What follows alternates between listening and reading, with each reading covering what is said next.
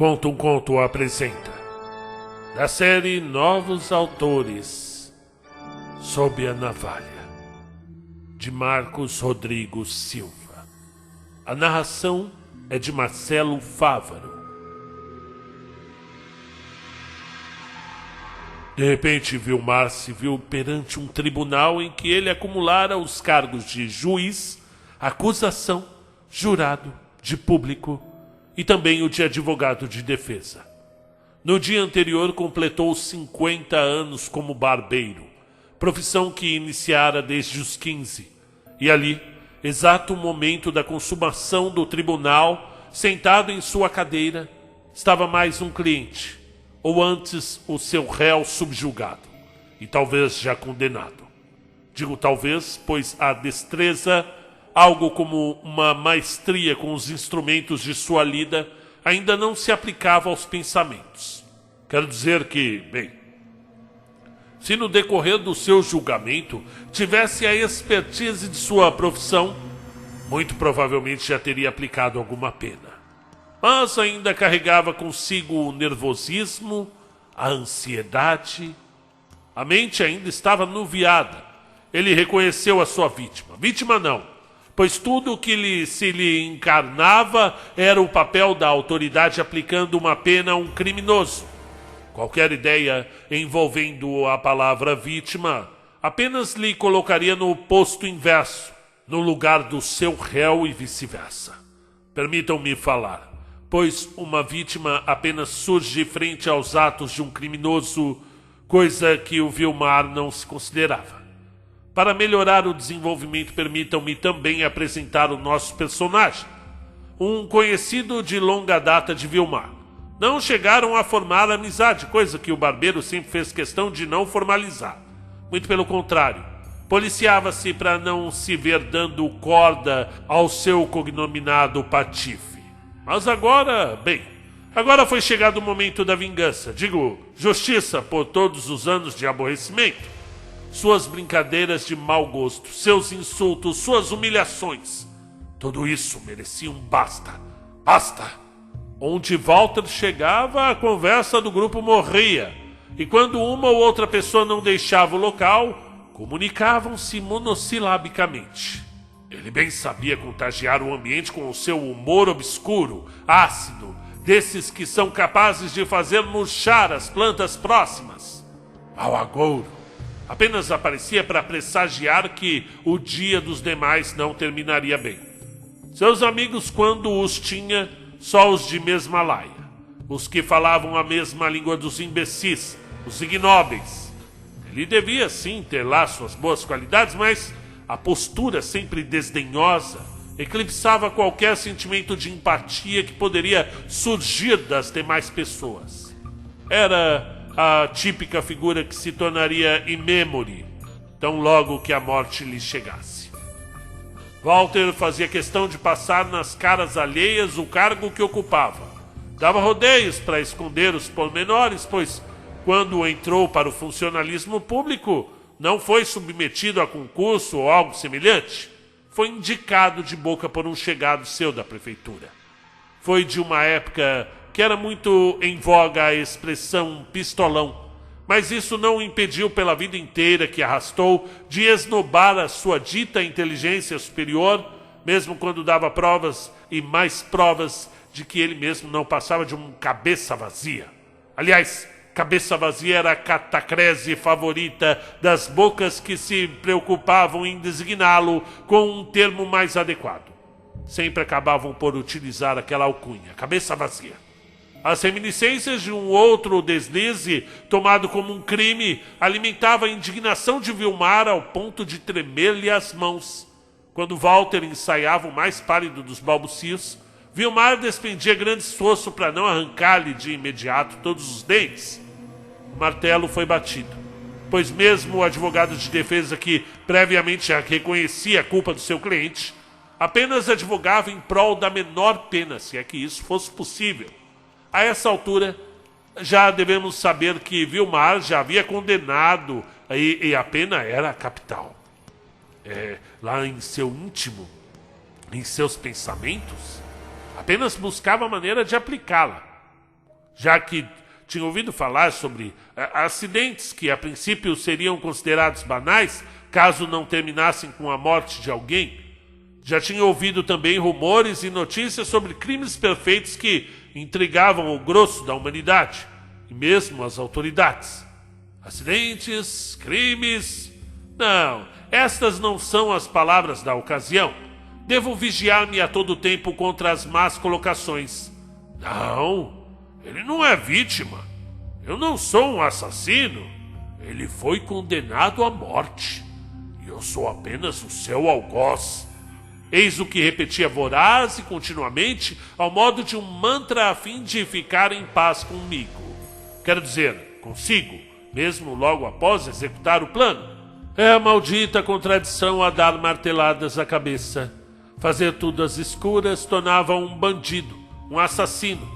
E lá se ia mais uma vez. Não, ele não é vítima, não!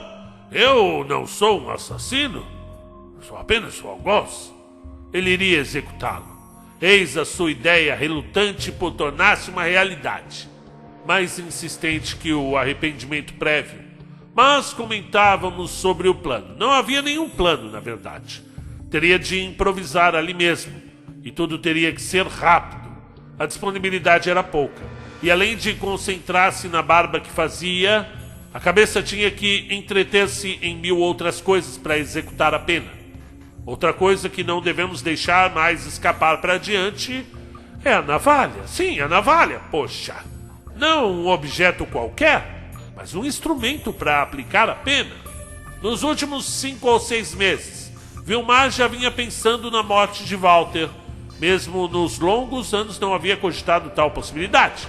Mas houve um dia em que Walter arrancou gargalhadas alheias que mais envergonharam o barbeiro, propriamente, que qualquer outro sentimento que ficou reservado para depois.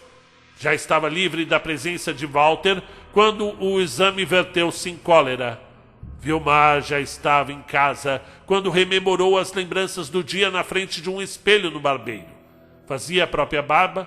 Uma raiva que brotou desde as mais ínfimas entranhas quase lhe explodiu a cabeça, de modo que a mão trêmula, causando um mau deslize na lâmina do próprio pescoço, lhe tirou algumas gotas de sangue.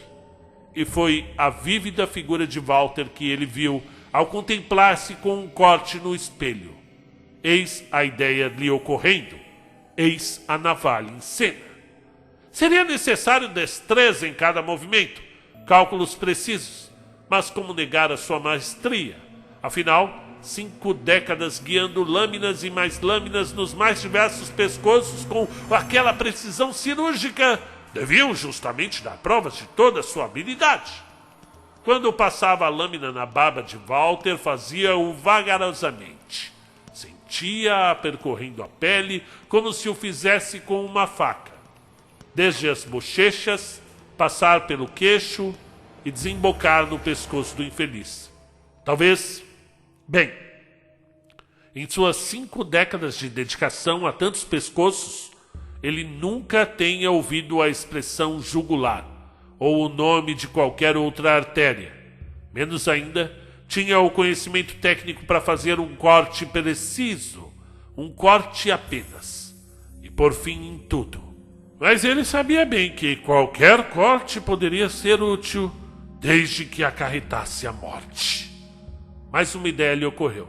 Poderia se topar ou tomar um escorregão e cair por cima de Walter, de modo que a lâmina deslizasse pelo pescoço, levando-o para o inferno. Quão perfeito seria o desfecho do caso, uma vez que ele ocorresse, se concretizasse o mirabolante alvitre. Algo trivial, mas com chances para a realização.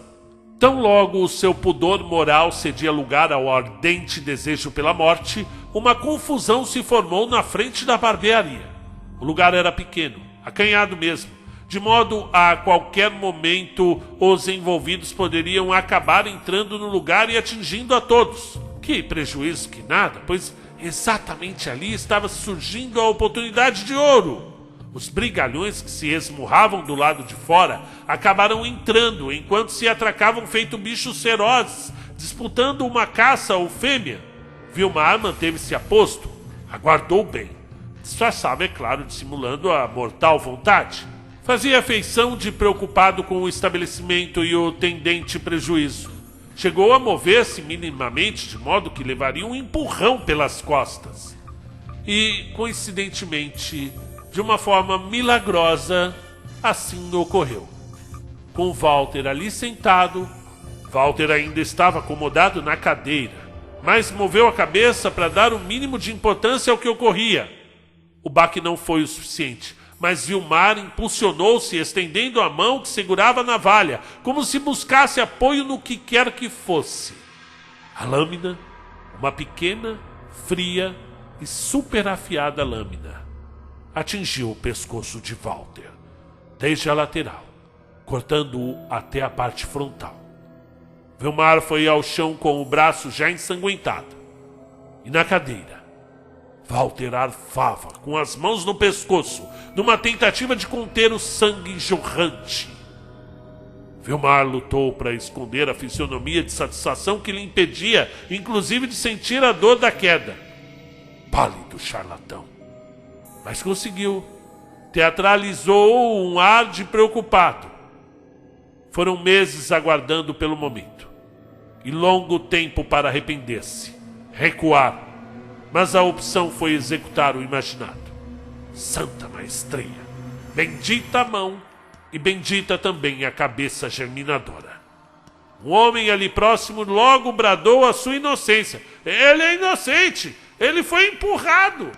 Os verdadeiros culpados pelo acidente entre Walter e Vilmar foram os dois homens que logo fugiram do lugar. Vilmar, amparado pelos demais circunstantes, que já o ajudavam a se erguer enquanto ele tentava se justificar, dizendo que o ocorrido não era de sua intenção. Eu não tenho culpa, meu Deus, eu não tenho culpa.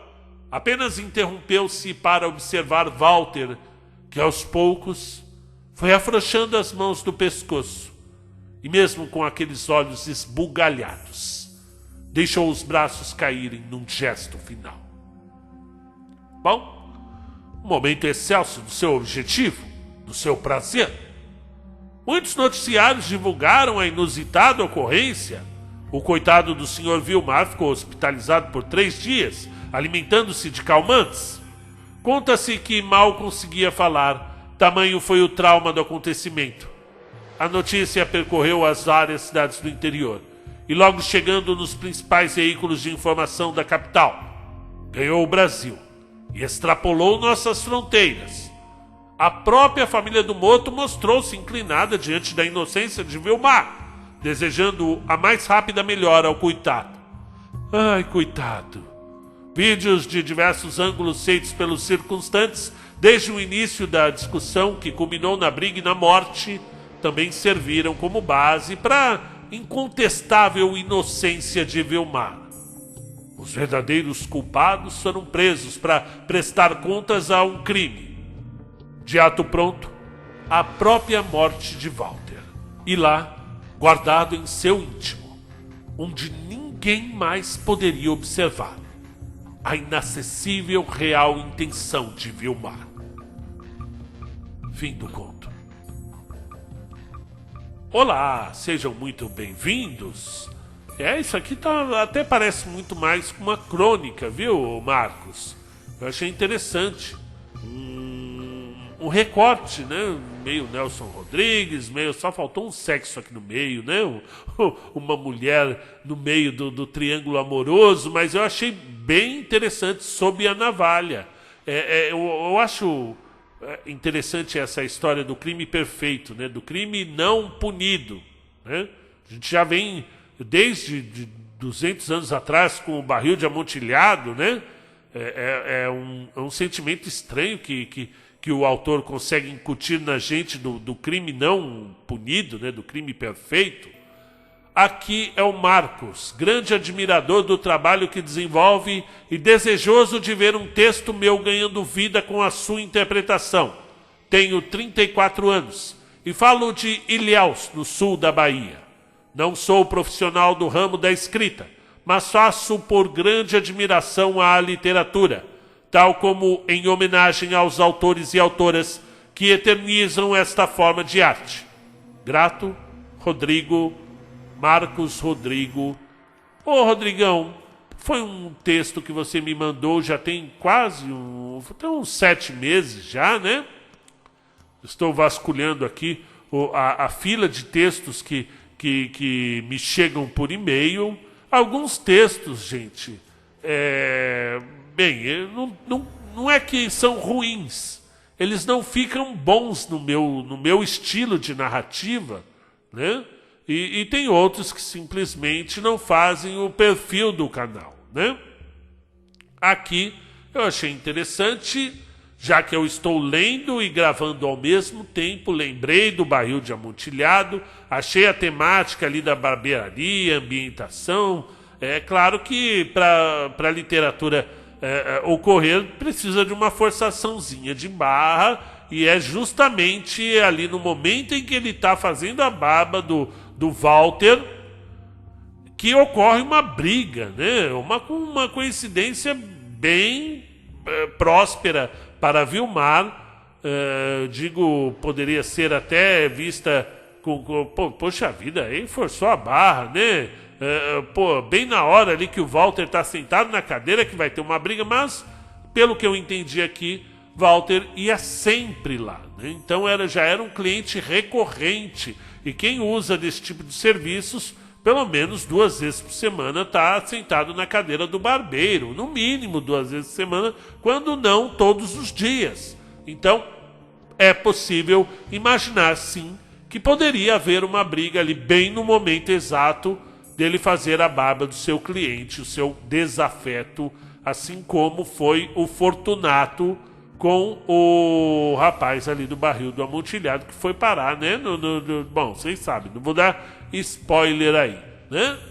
Gostei, meu amigo. Continue escrevendo, e um abraço e melhoras a todos aí no sul da Bahia, né? Ilhéus, eu não sei se foi muito atingida pelas chuvas, mas desejo francas recuperações, não só dos bens materiais, mas também da saúde de todos aí, que ficou comprometido com essas extensas chuvas que estão ocorrendo no sul da Bahia. Eu estou aqui também com minha família, me recuperando dessa onda terrível que veio de Covid, pegou todo mundo, né? Ainda bem que, graças às vacinas, foram apenas sintomas muito incômodos, mas que não são graves.